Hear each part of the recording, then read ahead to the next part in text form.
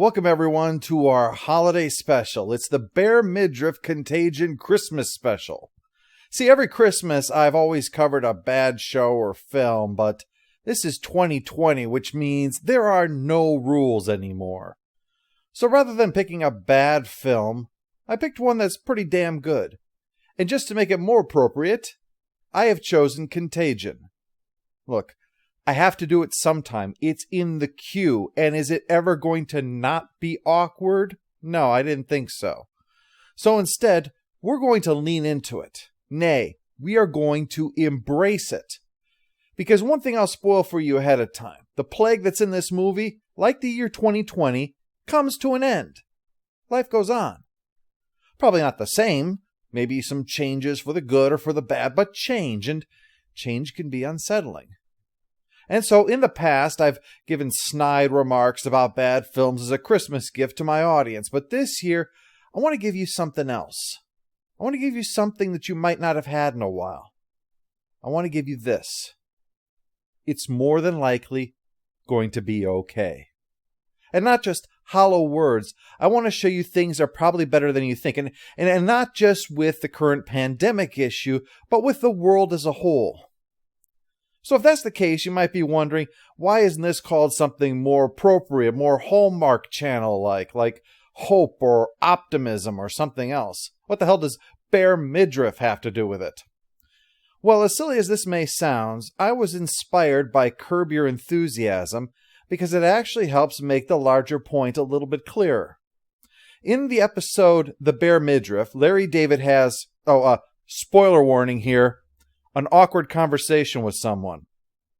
The source of the confrontation is that his assistant is wearing a Bear Midriff shirt and noticeably has tummy fat, and so he asks her to wear something else, leading to a heated exchange about workplace attire. Her defense of her outfit is that she's lost nearly 70 pounds, and his discomfort are the remaining pounds that he's looking at thanks to her choice of outfit. He's not disgusted because she's still overweight, because, on the whole, you can't tell unless she's wearing a shirt that deliberately shows off her tummy fat. I find this to be an apt analogy. The world has had an astonishing achievement with reasons to feel healthier and to have a better image of itself, but the enormous strides that have been made are diminished because the Bear Midriff has made what is still left more visible. We have to stop overemphasizing the Bear Midriff is my point. Not because there's not work left to do, but because it's making us forget that we've already come so far, and we can be reasonably certain that things are going to continue to get better.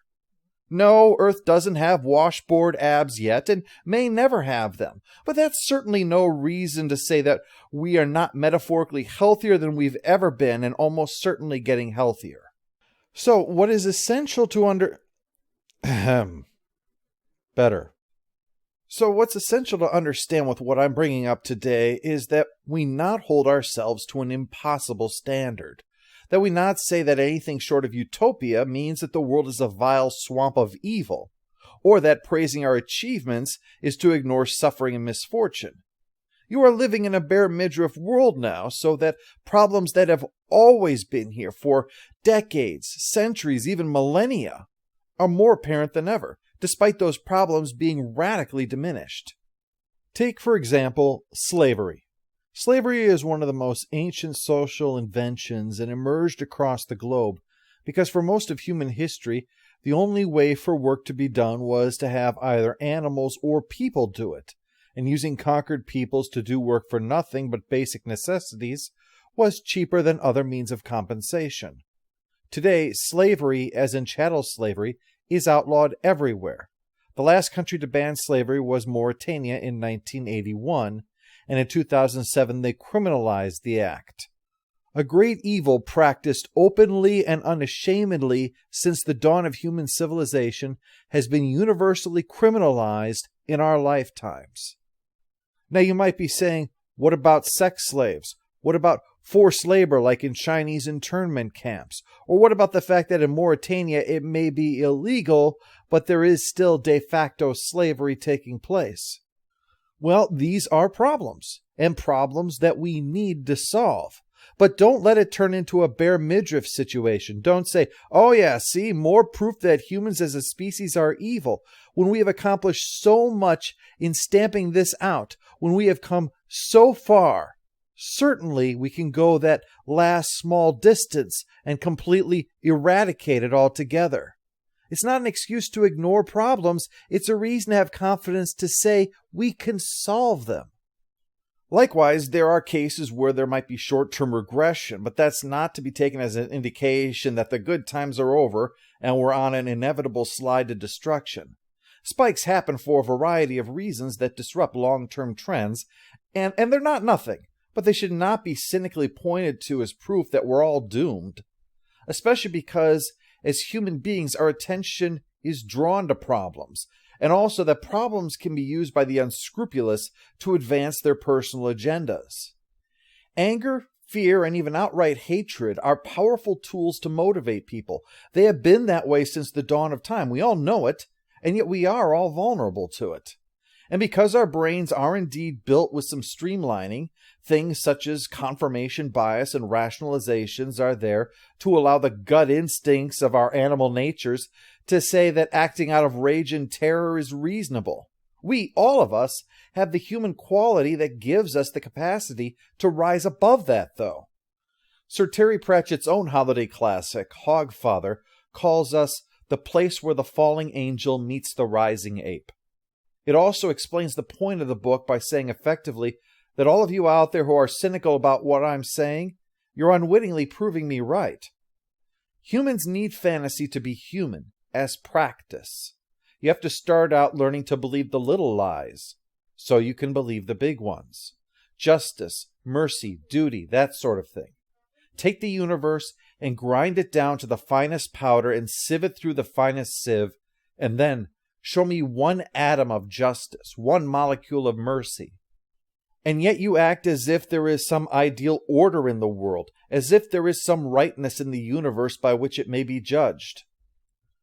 What it means is that human beings have such a capacity to improve that we invented the very idea that there is a moral ideal to strive for, and that falling short only shows that we desire to do even better than we already have. And I'm not here to convince you of anything, but for those of you who are seeking a little reason for optimism, I hope that I can offer you some. Okay, so all of that out of the way, let's get down to the movie itself, and then we can spend some time talking about reasons to feel good about ourselves as a species. Our first character is someone who's screwing around on her husband. Damn, I was supposed to put a break between those 2 points.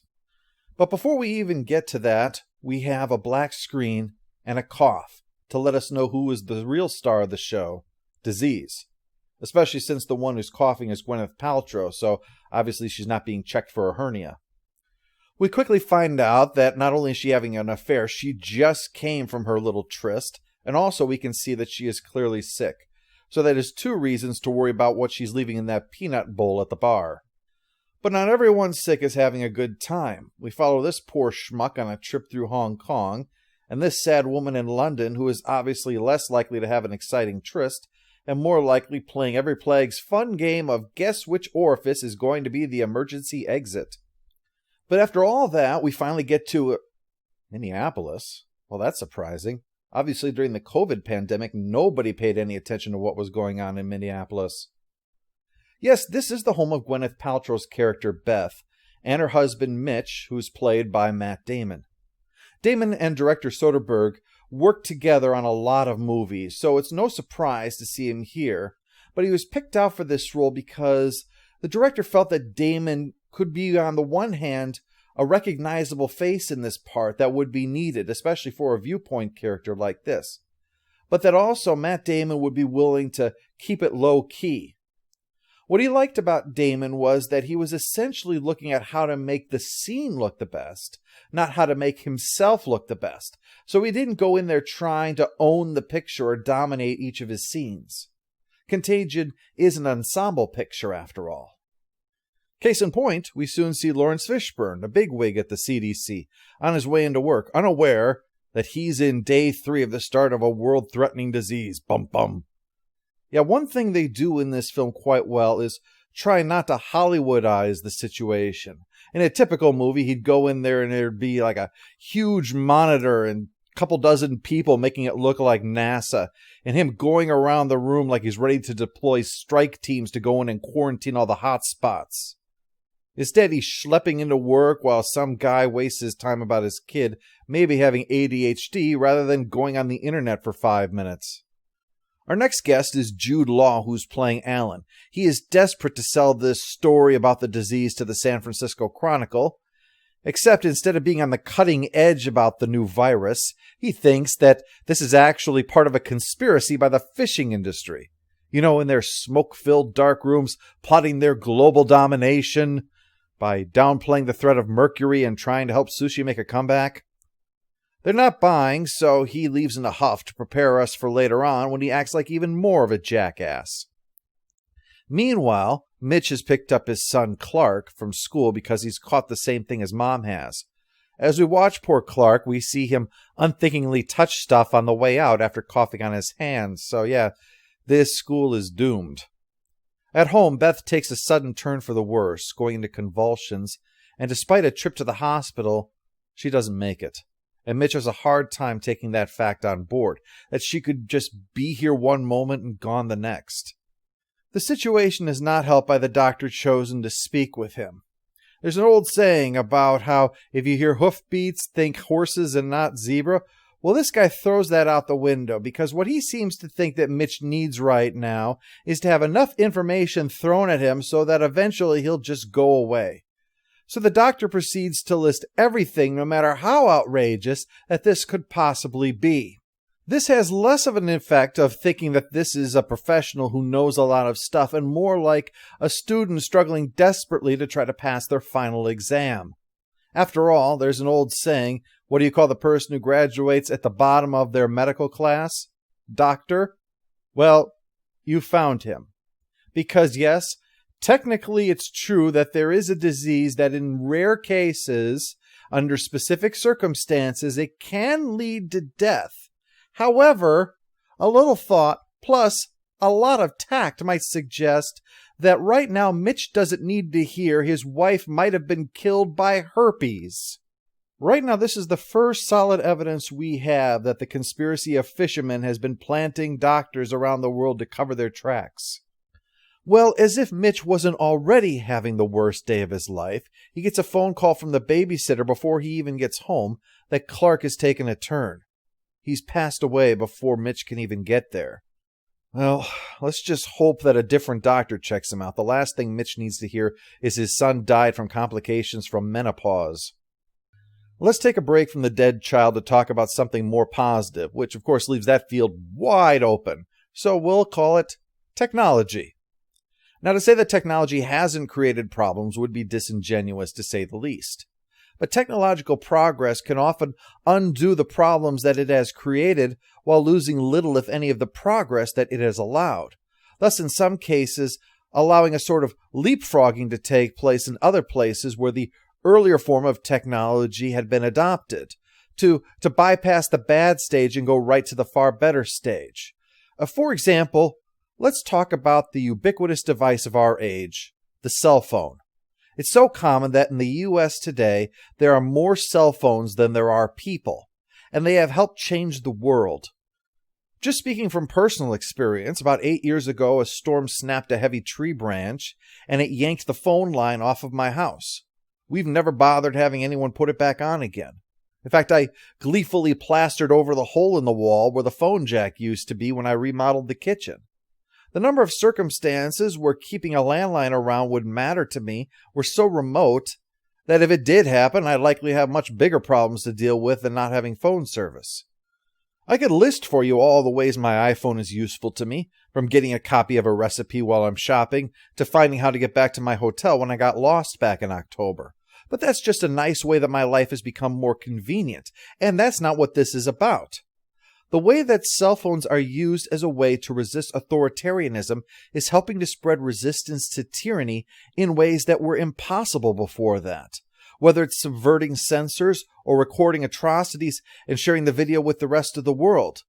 Part of the reason that we can even talk about things seeming bad is only because we're now being allowed to be aware of how bad things can be. It's always been that way, but we're now finally grasping the enormity of the problem so that we can all finally commit ourselves to doing things about it. But even then, I'm not just talking about places like America or Hong Kong or India that can afford toys to change the world. The poorest region on Earth is sub-Saharan Africa, so poor that the number of people with access to a phone was 3 out of 200. Today, the number of people there with access to a cell phone is 3 out of 4. Now, it should be noted that this is based on the number of SIM cards, and actually it's not uncommon for people to have several SIM cards in Africa, but it's also not uncommon for several people to share the same cell phone, and it actually balances out pretty well. It's not quite the same, but it's pretty damn close. And in either case, it means that millions of people who had no long-distance communication now have it. And it's a great example of not only how we've gotten such a useful technology into the hands of the historically poor, but they're able to actually bypass the intermediate landline stage by going straight to cellular service. No, not everyone is using the latest cell phones, but a Pew Research study from 2014, from over 6 years ago, of South Africa, Nigeria, Senegal, Kenya, Ghana, Tanzania, and Uganda, found that an average among all of those countries put together, about 15% of people had a smartphone and about 80% had access to some kind of a cell phone. Mobile internet penetration is growing as well in sub-Saharan Africa. This has allowed people who had been previously isolated to be able to do things like get a money transfer done or have a weather report delivered to them, get access to vital information. Even if they can't directly do it on their cell phones in some cases, they can at least contact somebody to do it for them. And again, that mobile internet penetration is increasing. It's easy for us to dismiss who have grown up around advanced technology, but the ability to communicate, get information, and take action over such distances is revolutionary for millions of people. And that ability will help, in turn, improve their standard of living. It might seem a symbol of decadent consumerism to some of us, but the cell phone is really doing a lot to help make the world, the whole world, a better place. Back to the movie. The World Health Organization is taking notice of this outbreak. In fact, they're focusing especially on what's going on in China and Hong Kong. Now, that poor sick guy in Hong Kong, well, don't worry, the disease hasn't killed him. He was hit by a truck. His girlfriend is found dead on a bus, so we can add her to the ones in London and Tokyo to show that this is starting to get out of hand. Well, there's a wrinkle that they don't know about, Beth's tryst. We soon see her lover getting hauled off in an ambulance while his wife is terrified, and unfortunately, she's sick as well. Just imagine how she's going to feel when she learns A, her husband's having an affair, B, that this has brought a possibly fatal disease into their home, and C, he might have given her herpes. The CDC is now making a move, with Kate Winslet as Dr. Aaron Mears, who is being sent up to Minneapolis to check it out. The autopsy results on Beth were shocking. I don't know what the shocking thing was, but it obviously was something very significant. When he says, "Go get everybody," I'm going to guess that it wasn't because he just won a bet. During the briefing, Lawrence Fishburne's character, Cheever, stops to ask her what the media message is going to be. A spur-of-the-moment question to no doubt test her ability to avoid any screw-ups in this. This will obviously present a calming effect on possibly panicked people if it looks like she knows what's going on and that she's handling it. You don't want to leave any hints that you're unsure of what you're doing and not taking decisive, constructive action. The public is going to be tense after all. The last thing you want to do is make people think that the only shield between them and horrible death looks like a contestant on Taskmaster. Scott Burns, the writer, came up with the concept for Contagion when he was working on a possible movie about Leni Riefenstahl. When Soderbergh phoned up to say, on second thought, maybe we should make a movie people will go to see. Intrigued by the possibilities of a pandemic, there's a scene in the previous film that the two had done together, The Informant, where Matt Damon goes off about Scott Bakula coughing on his phone, that gave us a glimpse of his thought process. Burns' point was to really present it as if it was actually happening, instead of Hollywoodizing it. So he put a ton of research into it, concluding that having a central part be that of an epidemiologist like Mears would make for a good story, but also someone like Mitch, who was just a regular person having to live through this experience like most of us, and to keep the stories parallel rather than becoming intertwined. Soderbergh had experience with running multiple stories, so he was able to recognize when the story needed to revisit one plotline or another at a certain point. What Burns really wanted was to avoid sensationalizing it. He wanted the scariness of the work to be the fact that this isn't like a disaster movie where physics-defying weather happens, or an asteroid strike that's such a remote possibility of ever happening it might as well be fiction. The scariness will be that it not only can happen, but you'll probably someday see it happen. That was his goal. So, mission accomplished. Like I said, unless I had a time machine, there was no way this video was not going to be awkward. Mitch gets a visit from his daughter while he's in quarantine. She'd been gone and missed the fun, while Mears is meeting with the authorities in Minneapolis to get to the bottom of things. The problem is, try not to fall out of your chair, the local political authorities are useless. She tries explaining some of the issues. This is a respiratory disease. They have to be aware of touching surfaces and then touching their faces. And finally breaks out the whiteboard to explain the R0 to them, the number of people each person who gets it will likely infect. She figures our disease is probably operating at about a 2, meaning every person who gets it gives it to about 2 others. The disease doesn't have a name yet, so we're going to call it, Gwyneth Paltrow seems to be our patient 0, so we'll call it Pepper Pox. We see that the CDC is investigating the virus itself in laboratories, one of whom, outside of this facility itself, is a Dr. Sussman, who says that it is novel, chimeric, and despite the presence of Allen, not tied to the global fishing conspiracy. Sussman dismisses him for being neither a doctor nor a real writer, since all he has is a blog dedicated to his inane plots. The fact that he's ambushed this guy on his way out the door certainly doesn't help sell Allen as a picture of journalistic integrity. If Allen wants to talk to people, he needs to do like this guy does, who catches Cheever with his Homeland Security badge. That's something that gets people's attention. The guy brings Cheever in to meet Admiral Haggerty. Don't let the Admiral part fool you. He's in the Public Health Service Commission Corps, non-combat, who, as the name implies, handles public health. The Public Health Service Commission Corps is led by the Surgeon General, who is given the rank of Vice Admiral, because obviously, calling them a general and an admiral both is exactly the kind of thing bureaucracy gives you. Homeland Security thinks someone might be weaponizing bird flu, but Cheever points out you don't have to, since the birds already have it. In his research for the film, Burns met with Tracy McNamara at the Bronze Zoo, who had discovered a lot of dead birds overnight. She had the hardest time getting any of the authorities to take her seriously until Dr. Lipkins at Columbia identified that they died of West Nile virus, which meant the birds were likely spreading it all over New York. 7 people wound up dying because of it.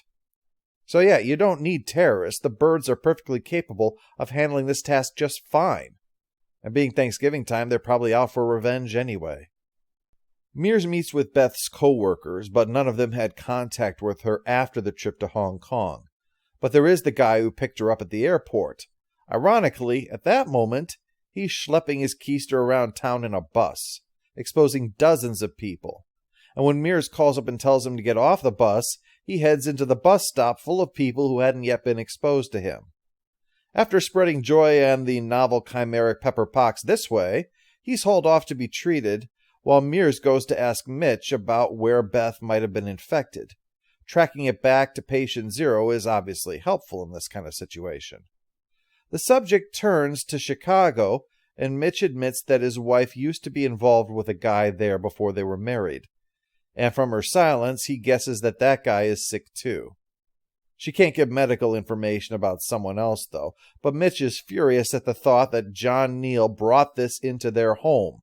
It killed his wife and son and has him stuck in the hospital under quarantine, where that doctor probably comes in every other day trying to give him calf implants. Dr. Hextall, who's been dissecting this virus at the CDC lab, explains that this is a combination of two viruses, one that infects pigs and one that infects bats, hence the reason it's chimeric. And novel because it's a newly discovered strain, although I think at this point even grade school students are aware of that. Cheevers is nervous, though. Right now the situation isn't good, but it's not catastrophic either. He doesn't want to risk someone in one of the other labs screwing up and letting it get out. So Sussman gets a call to destroy his samples. He is not happy at all about this. His big concern is that this is going to slow down the progress tremendously, and really, can't say I blame him. The virus is out and it's spreading. The hypothetical possibility of it escaping a lab versus the need to quickly find a way to combat it, well, frankly, this seems more like a cover-your-ass decision. At least that's not stopping others. The WHO is on top of it, with Dr. Orantes flying to Hong Kong to try to find the source, and they want to know what kind of progress is being made with their research. Alas, no, the virus is so effective that the CDC can't find anything so far that the virus isn't killing, so they're not able to replicate it to the quantities needed for experimentation. Otherwise, research is a little bit tough. I mean, it's kind of like saying you've got a vaccine that will protect you from elves. Maybe it works, maybe it doesn't, but maybe you should have some actual elves around to make sure. So Sussman, after seeing sick people out at a restaurant, decides that he's going to study this thing anyway. And true to his name, susses it out. Cheever is cheeved off over this. But at least they know now how to grow this in a lab. But someone is looking to grow something else, their bank account. Alan may have been wrong about the fishing conspiracy, or is that what they want you to think? But he did see that it was the start of something big, and 2 million people are showing up daily to check out his blog. So when this hedge fund manager swings by asking what to invest in now that they have missed out on the pharmaceuticals boom, he agrees to their sizable paycheck to tell them that the next big thing is going to be forsythia. Why? Because this is the cure, at least as far as all the rubes are concerned.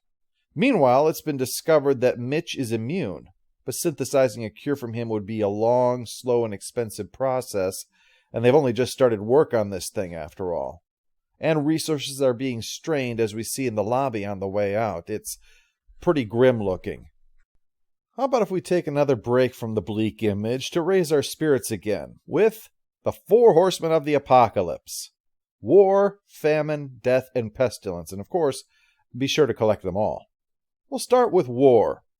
War, as in a conflict between two different nations, has decreased despite the fact that the number of nations has increased because of economic entwinement thanks to international trade and the reduction of population growth that makes the public more resistant to jeopardizing the upcoming generation. Conflict has not been expunged, certainly, as America's continued involvement in Afghanistan and the internal strife in Syria obviously demonstrate. But even with these, we see a global reduction in deaths among civilians and soldiers from combat-related events. This, in fact, is one of the few things that keeps famine even in the running.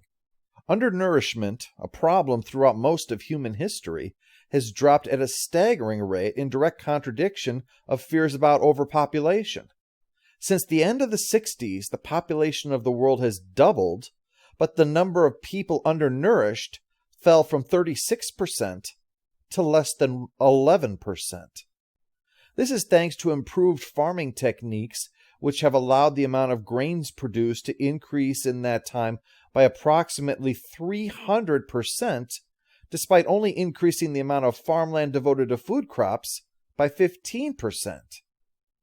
Export of cereals to developing countries has in turn helped increasingly improve their livestock industry, where the expansion of meat and milk availability has reduced or eliminated malnutrition, while simultaneously helping to alleviate poverty.